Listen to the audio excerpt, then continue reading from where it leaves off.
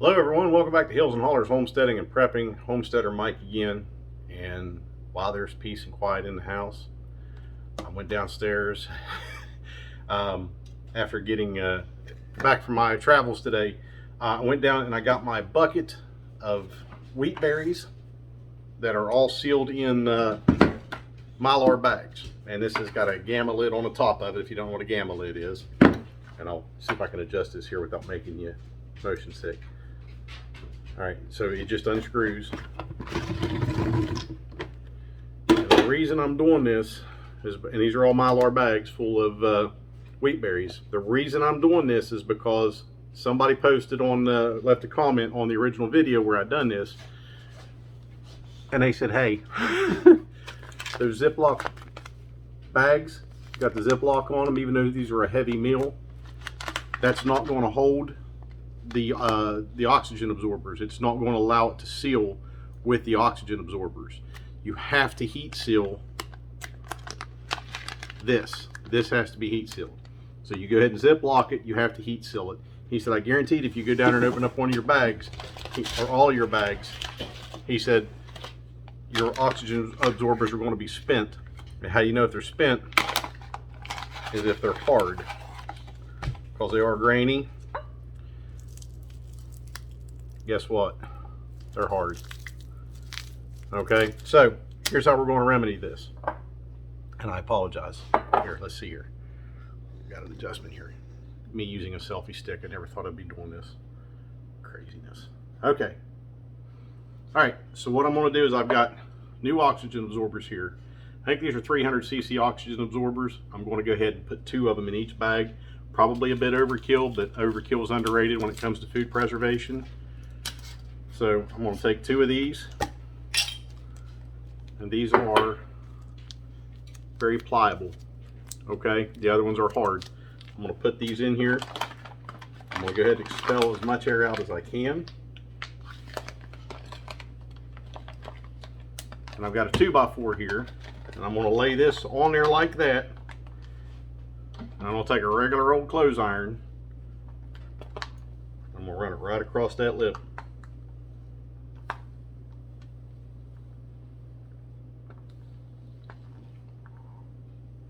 Keep it above your Ziploc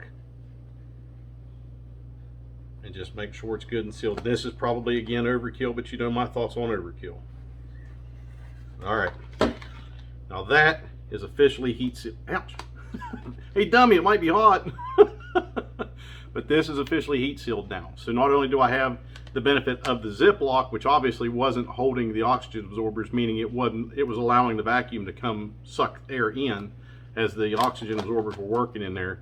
I have this and I have the heat seal now. So this is completely heat sealed. Now when I want to open these, it's got a tear tab right there, okay? So I can just tear that right open, open up, and go with it, go at it from there.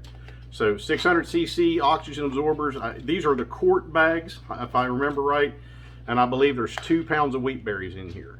So wheat berries, there's not a lot of airspace between them because they're small. If these were beans, I would definitely put about 3 or 4 of those in there, or even just go with a couple 500cc oxygen absorbers.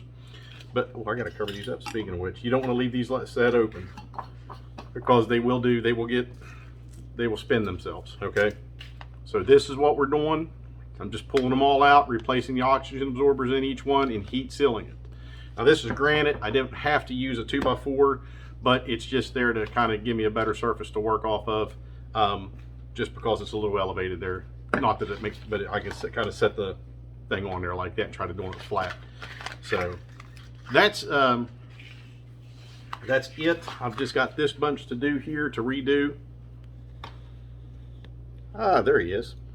He's a good looking guy on this channel, tell you what. So that's what I'm going to do with all these. I'm just going to heat seal them, take the old ones out, put the new ones in, Ziploc it back up, expel as much air out as I can, and Ziploc it, and then heat seal them. And then they go right back in the bag with the gamma lid. All right, so I've got another 25 pounds of wheat berries I have to do, and I will be doing the same exact thing. Now, this I talked about on the last video I just uploaded about food grade buckets, okay? This is not a food grade bucket. And the reason I know that is because it does not say food grade on it anywhere. Now, I'm not worried about this not being a food grade bucket for storing this, because nothing is going to leach out of this bucket through and into the Mylar, okay?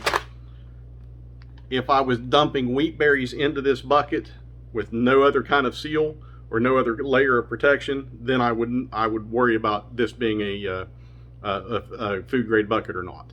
But this is not. So as long as you have a barrier, and I wouldn't trust just a plastic bag per se, like a garbage bag or something like that. I would definitely go with Mylar, or I would go with the vacuum seal bags, because they're BPA free as well. But that gives you that extra layer of protection there for long-term storage, where the BPAs and stuff like that in the non-food grade buckets, the plastic doesn't seep in or leach into your food. So that's it. Short one for this one. None of these, this is terrible, none of these sealed up. So the Ziploc on it is good, but it's not going to be what you think it's going to be. Lesson learned, and that's why I love it when people comment and interact on these videos, because hey, if in 10 years or in 5 years or even 3 years things would have gone bad, and I'd have went downstairs and pulled this out to start grinding wheat and found my wheat was no good, my wheat berries, hey, you don't know unless you make the mistake and somebody can kind of point it out. And it's more it's not even constructive criticism. It's like, hey, that's not going to work, man. I tried that before. I tell you, those don't work. You know, if you go down there and check them, you're going to find that this is wrong. Man, I can't tell you how thankful I was for that. So you just, you know, and it was several weeks back. I don't even remember who he was, but listen, if you see this video, thank you so much for that. You saved my family money, and you saved food stores for my family. That's what we need to do on this channel. We need to work together. We need to stop being dependent, stop being professional consumers. We need to produce more and save more for ourselves, because nobody's coming to help you guys. Nobody's coming to help you. I don't care what government agency it is. I don't care what they got. They're going to follow the orders to do what they need to do. But, you know, ultimately, if they get in your neighborhood in time, you're safe.